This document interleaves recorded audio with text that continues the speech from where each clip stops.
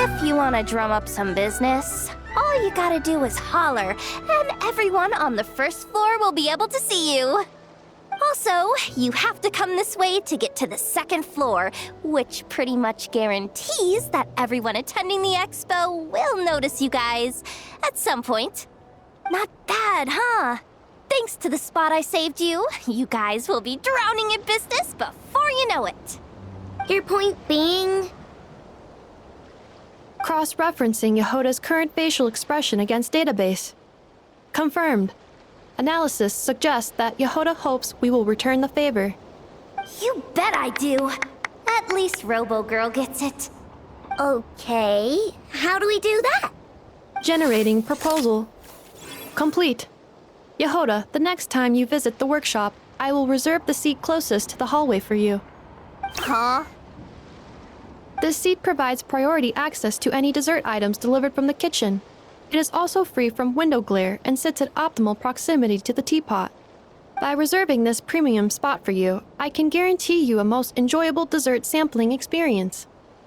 Is this your idea of a fair trade? Are you kidding me? That spot's usually reserved for me. I'd never let you take it if I didn't have my dessert budget to consider. What's going on? Jahoda looks upset. All right, I'll level with you. Since I saved you such a great spot for your booth and all, could you possibly lend me some technical support? Please? Technical support? This year's expo is way bigger than ever before, which means there's definitely gonna be more shenanigans going down too. I know, surely you have some kind of contraption that can, like, scare everyone at the expo into compliance or something. As the manager, I need something I can fall back on in case the you-know-what hits the fan. Let me think. If things escalated that far, shouldn't you just report it to Nefer instead of trying to deal with it yourself? Well, yes, technically speaking. But if, for example, it was somehow kind of my fault to begin with, I'd probably be better off solving it myself on the DL.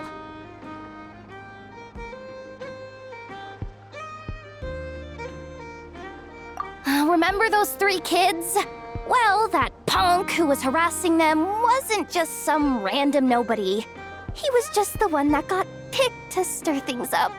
There's a whole bunch of people here who aren't happy with the booth situation. Now, obviously, they don't have the guts to pick a fight with the Voynich Guild directly, but apparently, they at least have the guts to harass 3 kids outside the confines of the expo. The problem is, I'm not really supposed to get involved with anything that isn't strictly to do with the expo, so the whole thing would kind of be hard to explain to Neff. Not that I regret what I did, but jeez, Jahoda, you sure know how to make life harder for yourself. Okay, yeah. Sounds like we need to be smart about this. Fine. Just this once, I guess I can lend you the Clink Clank Crisis Control Switch. Agreed. This option meets Jahoda's requirement for an expo-wide intimidation strategy. A Clink Clank Crisis Control Switch. What's that? This little guy right here. I made it recently after getting myself into a really sticky situation. To activate the switch, you just need to give him 3 taps on the head. If you do that, there's pretty much nothing in Nodcry that you won't be able to handle. Really? So what actually happens when you activate it? You'll find out if it comes to it, but I'm only letting you use it once, so you better save it for when you really need it. Okay, cool. I'll take your word for it.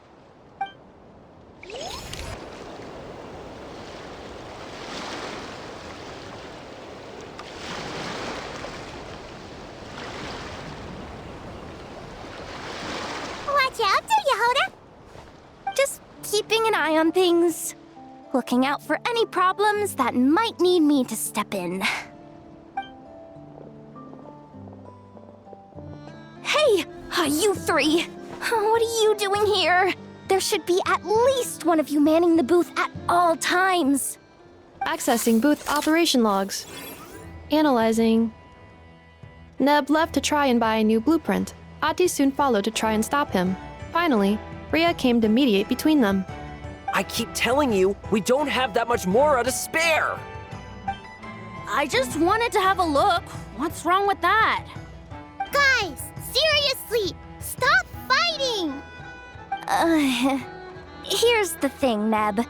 Even if you could afford to buy a blueprint, I'm afraid I couldn't allow it. I know you like building stuff, but these designs aren't for toys like the kind you're used to. They're for weapons, which are very complicated to build and extremely dangerous. That's a load of baloney, dumpster diver. My designs are toys too, actually. Huh? You build a machine that can blast monsters into the sky, and in your mind, that's a toy? I mean, at the end of the day, is there really that much difference between weapons and toys anyway? Not where Knuckle Duckle's concerned. That's for sure. Ugh, that's not the point. Anyway, you there with the brown hair, you want a blueprint? Yeah! I want to make some thwack and smack defense bots too. I also have some design ideas of my own. And with your bots as the basis, maybe I'll be able to try them out for real. I get it. Your head's so full of ideas you want to bring to life that you can hardly sleep at night. You try eating some snacks to take your mind off things, but it doesn't seem to help anymore. Exactly! But what can I do? I'll never be able to afford one of your blueprints. Well, you must have blueprints for the toys you've made too, right? Let's trade! One of your toys for one of mine. Really? Thank you so much, ma'am! Is it ma'am or... It's Boss. Boss of the Clink Clank Krumkake Craft Shop.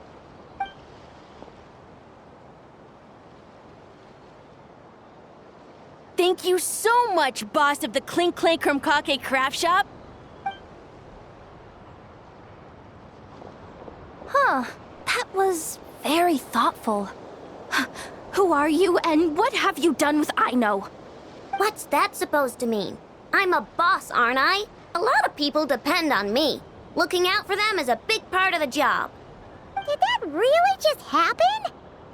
For a moment there, Aino stopped being a little kid and acted like a full-on grown-up. A grown-up who's shorter than the kid she was looking out for, but still. Previous records indicate that Aino has a 94% chance of adopting such behaviors when encountering a child in a similar situation to herself.